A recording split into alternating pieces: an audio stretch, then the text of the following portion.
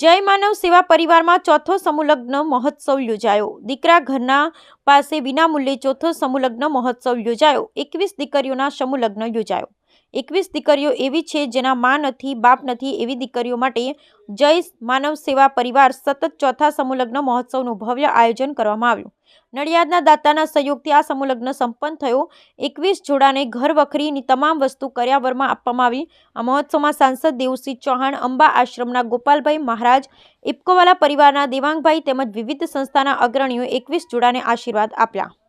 હું છું મનુ મહારાજ, જય માનવ સેવા પરિવાર ટ્રસ્ટ નડિયાદ દ્વારા આ ચોથી વખતનો સમૂહલગ્ન મહોત્સવ આજે અમે ઉજવી રહ્યા છીએ। અહીંયા 21 દીકરીઓના સમૂહલગ્નનું આયોજન હતું અને 21 દીકરીઓ એવી છે કે કોઈ દીકરીની માં નથી અથવા કોઈ દીકરીનો બાપ નથી અથવા કોઈ દીકરીના મા બાપ નથી, એવી દીકરીઓના સમૂહલગ્નનું આયોજન જય માનવ સેવા પરિવાર દ્વારા 1 વર્ષ છોડી અને 1 વર્ષ પછી અમે કરતા હોઈએ છીએ। આજે દાતાઓનો ઘણો બધો સાથ અને સહકાર પણ રહ્યો છે। અહીંયા આજે અંદાજિત એક દીકરીને કદાચ કરિયાવરનો આંકડો ગણવા દઈએ તો 4 થી 5 લાખ રૂપિયાની વસ્તુઓ આજે દીકરીઓને અર્પણ કરવામાં આવશે।